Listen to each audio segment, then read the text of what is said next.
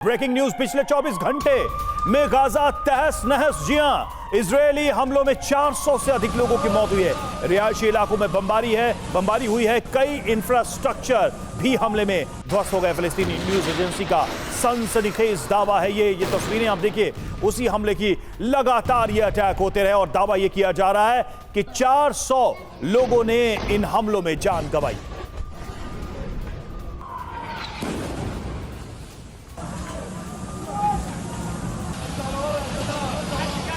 लगातार हो रहे एक्शन की तस्वीर आप देख रहे हैं, लेकिन इस बीच ये जानना जरूरी है कि इजराइल अचानक इतना आक्रामक क्यों हो गया है, इसके पीछे संभावित सोच क्या हो सकती है, उसी बारे में इंफॉर्मेशन। क्योंकि 24 घंटे में 400 लोगों की मौत की जो खबर आई है, उसमें इजरायली सोच को देखते हुए ये जानना समझना जरूरी है कि ग्राउंड अटैक से पहले मनोबल तोड़ने की क्या रवि ये कोशिश है। बिल्कुल। और देखिए नंबर 2, हमास को जवाबी हमले से रोकने की रणनीति ताकि हमास का मनोबल टूटता जाए इस हमले से। हालांकि ग्राउंड ऑपरेशंस को लेकर खबरें आ रही हैं, ग्राउंड ऑपरेशन में देरी की भरपाई का भी ये इरादा माना जा सकता है।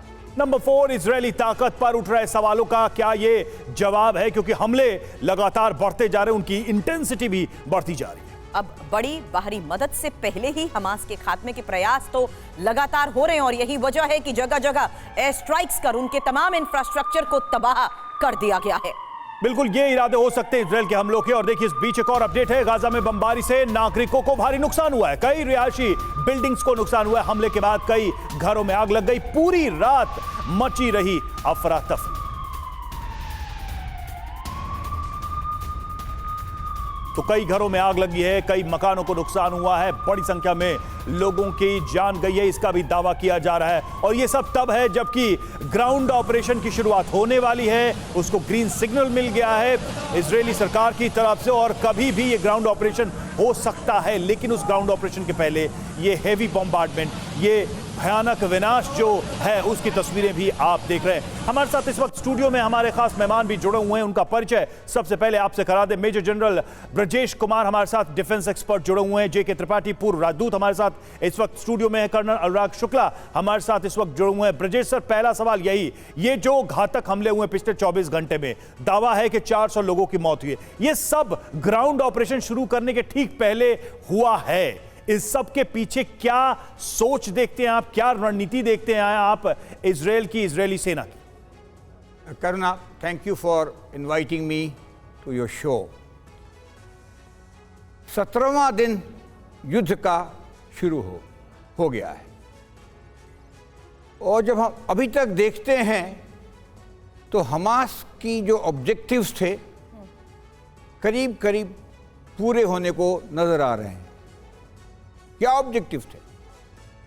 पहला, सरप्राइज अटैक करना इजराइल को और एक तरह से ख्याति पा लेना पूरे विश्व में, वो उसमें बिल्कुल अचीव कर गए।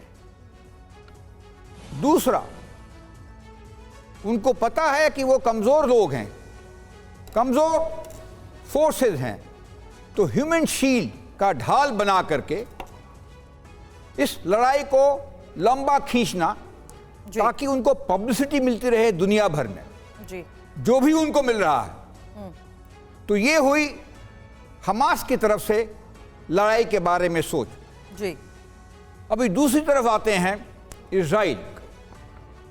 इजराइल एक बहुत ही ताकतवर समृद्ध देश है जी, उस इलाके में, पूरे वेस्ट एशिया के इलाके में जी, और उसकी छवि को पहली बार इतना धक्का लगा है।